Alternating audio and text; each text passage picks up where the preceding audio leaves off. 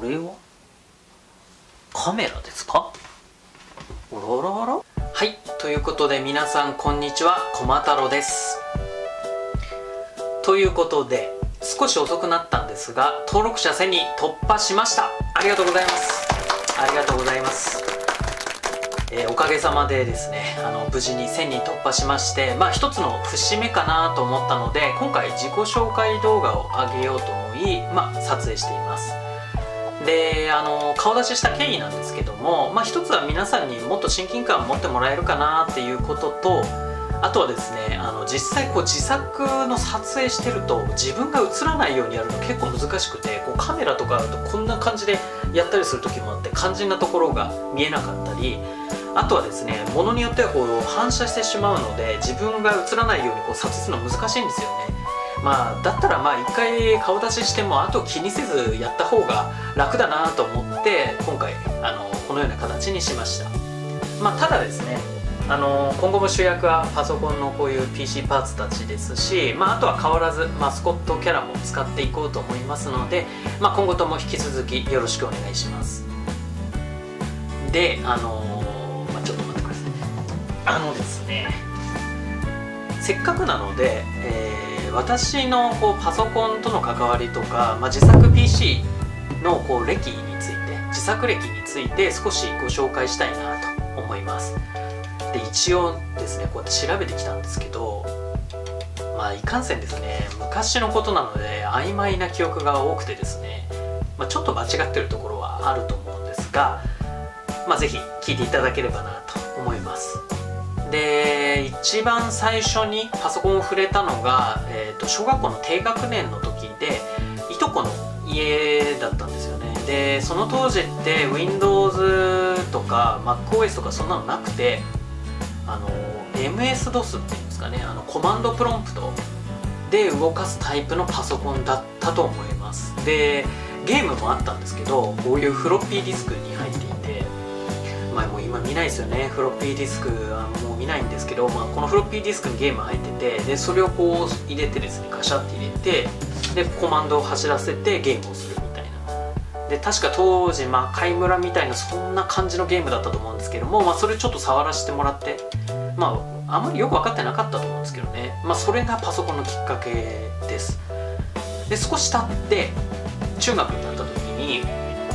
それがきっかけもあるんですかね、パソコンやっぱ欲しいなってなって、で両親にお願いして初めて買ったのがFMV デスクパワーっていうものです。今と違ってですね、当時の主流って何ていうんですかね、本体が横に置いてあって、その上に大きなモニターを置くっていうスタイルがメジャーだったんですよ。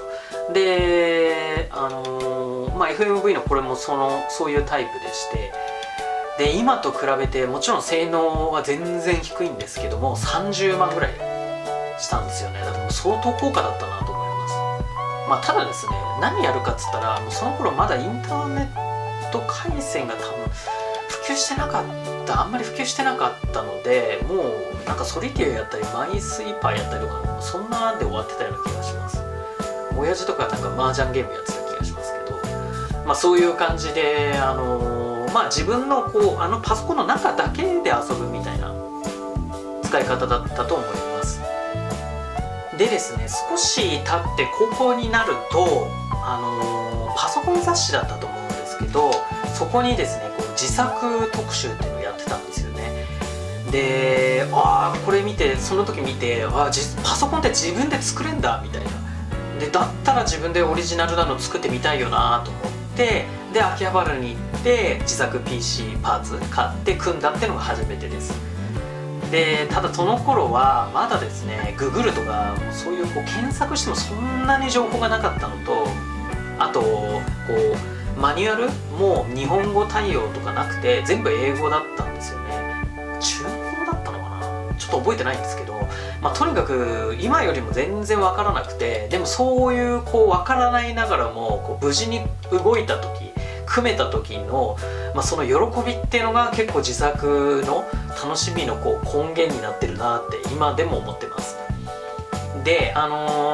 まあその頃の自作って、主流がですねペンティアム3、インテルはペンティアム3とセレロンで AMD は K6 ってやつだったと思います。でインテルってもともとはこうペンティアム2とかペンティアム系しかなかったんですけど、AMD が K6 っていうこう安くてですね、まあ、それなりに動く CPU 出してきて、でその対抗策としてセレロンを出してくるみたいな、確かそんな時代だったと。でまあとはいえやっぱりですね、まあ、お金がですね、まあ、両親が出してもらってるっていうのもありますし、あんまりないのでさすがにペンティアムは届かないってことでセレロンで初めて組みました。でその頃になってくるとインターネットもですね多少普及してきて、とは言ってもインターネット回線じゃなくてですねダイヤルアップっていう電話回線を使うやつがあったんですよ。で知ってる人は知ってると思うんですけども、接続するときにトゥートゥルルルルルルピントゥントゥントゥンみたいな、なんかそんなこう機械音みたいのがして接続する感じなんですよ。でこれあるあるだと思うんですけども、電話回線使うのでインターネット接続するとずっと電話料金が加算されていくんですよ。で例えば昼間とかにいっぱいインターネットやるとものすごい電話料金になってるんですよね。でそれが両親に来て、で両親が激怒するみたいな、これ結構経験した人いるんじゃないかなと思うんですけども、まあ、僕もそうやって怒られまして、で、まあ、その対応策じゃないんですけどもテレ放題だったかかけ放題だったかと思うんですけど、夜中の特定の時間だけいくらやっても定額料金みたいなサービスがあって、まあ、それを利用してインターネットをやってました。でただですね、まあ、これみんなやるんですよ。みんな接続しようとするんでもう全然つながらないんですよ、 BG 状態とか、まあ、なので時間になるその規則の時間になる前にパソコンの前で正座待機して、で時刻になったと同時にこう接続みたいな、でよっしゃつながったみたいな、そんな感じでこうインターネットやってたんですよね。でその頃になるとインターネットゲームも多少出てきて、僕が初めてやったのがエイジ・オブ・エンパイアっていうですね AOE とかで訳されると思うんですけど、エイジ・オブ・エンパイアっていうのをやって、もうこれが楽しくてもう同級生とむちゃくちゃ夜中ずっとやってたりしてました。でそれがゲーミング PC としても使うきっかけだったかなと思います。で大学になってくると2代目を組むんですけど、まあ、その頃はペンティアム4が、有名ですね。ペンティアム4が有名だったと思います。今でこそマルチコアとかマルチスレッドとか、まあ、そういうのがこう主流になってますけど、当時はですねとにかくコアクロックを上げていくっていう競争だったと思います。高クロックっていうんですかね。でペンティアム4がそれまでのペンティアム3と比べてかなり高い高クロックだったと思ってて、それが話題になってました。ただやっぱりですね高いんですよね。高いのでさすがに手が届かないってことで、やっぱりセレロンのですね後継機のセレロン D っていうのがあったので、確かそれで組んだ気がします。AMD はアスロンっていうのを出してたんですけど、まだこの頃はインテルしか組んだことなかったのでセレロン D を組んで、でさらにこうサブ機としてですね、ちょっと経った後にサブ機としてAMD が出していたセンプロンっていうのがあって、インテルでいうところのセレロンみたいな位置づけのセンプロンっていうので2代目組んだり、あとはペンティアム4に換装したり社会人になって、あとは、ベアボンキットですね。ベアボンキットがこうその頃登場し始めたんで、それで組んだりとか結構こうちょくちょくですね自作を何台も組んできました。ただいわゆるこう工作っていうのはあんまりほぼやったことなくて、色付けとかぐらいはやったことあるんですけど、ブキッチョなどもあるんですけど、あんまりこう工作とかやったことなくて、もう基本的にはこう自作パーツを組み合わせてパソコンを作るエンジョイ自作っていうんですか、なんかちょっとその辺実はあまり疎くて分かってないんですけど、そういう感じで、楽しみながら、やってるっていうスタイルになります。でそのぐらいになるとインターネットゲームもだいぶあって FF11 とか、あとはラグナロクオンラインとかやってたんですかね。そういうのをやって、もう基本的に使い方はゲーミング PC っていう位置づけです。でただその後ですね仕事の関係で、しばらく自作お休みしてまして、あとノーパソにちょっと移動したっていうのもあって、世代でいうとインテルだとCore i第1世代から第6世代ぐらいまで結構長い期間自作休んでまして、なのでその頃の情報ちょっとあんまり分かんないんですよね。中古で買って組んだりはしたことあるんですけど、あんまりそこまで詳しくなくて、でただ最近ここ 1,2 年前ぐらいにパソコンゲームがまた流行ってきたっていうのもありますし、僕自身もまた久々にやってみたいなと思って、でだったら自分で組むかみたいな感じでまた再開し始めました。それが今になってます。でなので基本的にこのチャンネルでは僕の使い方は、ゲーミング PC ですね。ゲームをやるならみたいな感じで一応やっていこうかなと思ってます。